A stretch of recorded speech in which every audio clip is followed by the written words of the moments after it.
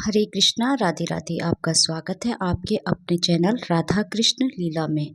आप सभी श्रोताओं का दिन शुभ और मंगलमय हो, इसी मंगल कामना के साथ आज के अध्याय का शुभारंभ करती हूँ।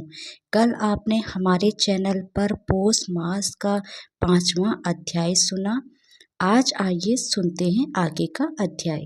नारद जी बोले, भगवान गोलोक में जाकर क्या करते हैं? हे पाप रहित मुझ श्रोता के ऊपर कृपया करके कहिए। श्री नारायण बोले, हे नारद, पाप रहित अधिक मास को लेकर भगवान विष्णु के गोलोक में जाने पर जो घटना हुई वह हम कहते हैं, सुनो। उस गोलोक के अंदर मणियों के खंभों से सुशोभित सुंदर पुरुषोत्तम के धाम को दूर से भगवान विष्णु देखते हैं।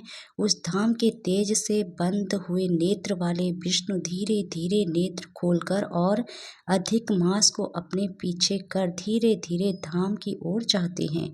अधिमास के साथ भगवान के मंदिर के पास जाकर विष्णु अत्यंत प्रसन्न हुए और उठकर खड़े हुए। द्वारपाल से अभिनंदन। भगवान विष्णु पुरुषोत्तम भगवान की शोभा से आनंदित होकर धीरे धीरे मंदिर में गए और भीतर जाकर शीघ्र ही पुरुषोत्तम कृष्ण को नमस्कार करते हैं।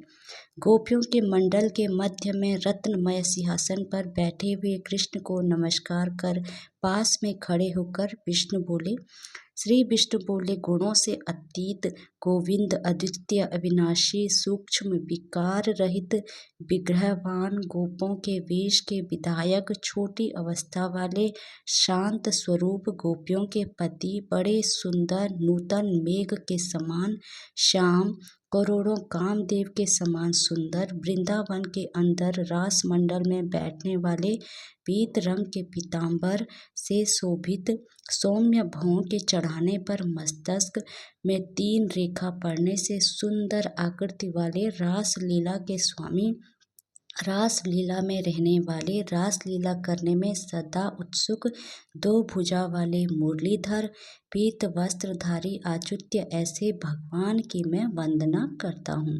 इस प्रकार स्तुति करके भगवान श्री कृष्ण को नमस्कार कर पार्षद द्वारा सत्कृत विष्णु रतन सिंहासन पर कृष्ण की आज्ञा से बैठे।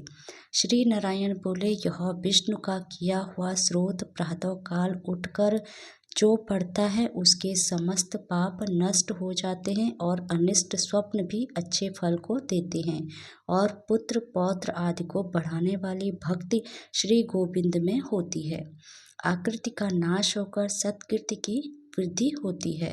भगवान विष्णु बैठ गए और कृष्ण के आगे कांपते हुए अधिमास को कृष्ण के चरण कमलों में नमन कराते हैं।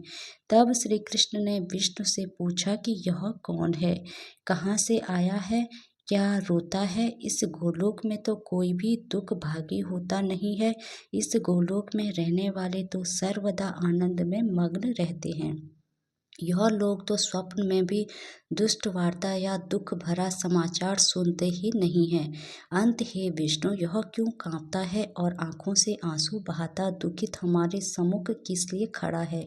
श्री नारायण बोले, नवीन मेघ के समान श्याम सुंदर गौलोक के नाथ का वचन सुन सिंहासन से उठकर महाविष्णु मल मास की संपूर्ण दुख गाथा कहते हुए बोले। श्री विष्णु बोले, हे वृंदावन की शोभा के नाथ, हे श्री कृष्ण, हे मुरलीधर, इस अधिमास के दुख को आपके सामने कहता हूँ, आप सुने। इसके दुखित होने के कारण ही स्वामी रहित अधिमास को लेकर मैं आपके पास आया हूँ।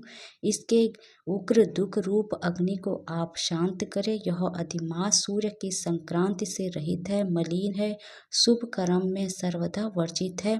स्वामी रहित मास में स्नान आदि नहीं करना चाहिए, ऐसा कहकर वनस्पति आदि को इसका निरादर किया है।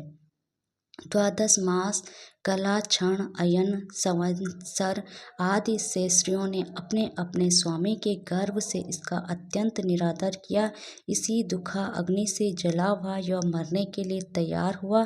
तब अन्य दयालु व्यक्तियों द्वारा प्रेरित होकर हे हर्षिकेश चरण चाहने की इच्छा से हमारे पास आया और कांपते कांपते घड़ी घड़ी रोते रोते अपना सब दुख जाल इसने कहा। इसका यह बड़ा भारी दुख आपके बिना टल नहीं सकता। था।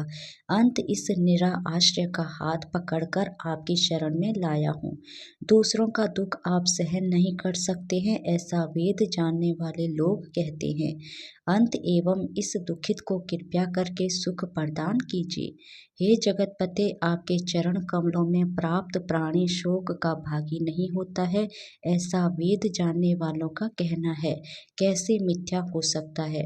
मेरे ऊपर कृपया करके भी इसका दुख दूर करना आपका कर्तव्य है, क्योंकि सब काम छोड़कर इसको लेकर मैं आया हूँ। मेरा आना सफल कीजिए।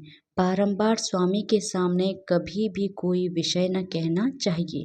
ऐसी नीति के जानने वाले बड़े बड़े पंडित सर्वदा कहा करते हैं। इस प्रकार अधिक मास का सब दुख भगवान कृष्ण से कहकर हरि कृष्ण के मुख कमल की ओर देखते हुए कृष्ण के पास ही हाथ जोड़कर खड़े हो गए। ऋषि लोग बोले, हे सूत जी, आप दाताओं में श्रेष्ठ हैं। आपकी दीर्घ आयु हो, जिससे हम लोग आपके मुख से भगवान की लीला के कथा रूप अमृत का पान करते रहे। हे सूत, गोलोकवासी भगवान कृष्ण ने विष्णु के प्रति फिर क्या कहा और क्या किया इत्यादि लोगों प्रकार विष्णु कृष्ण का स्वाद सब आप हम लोगों से कहिए।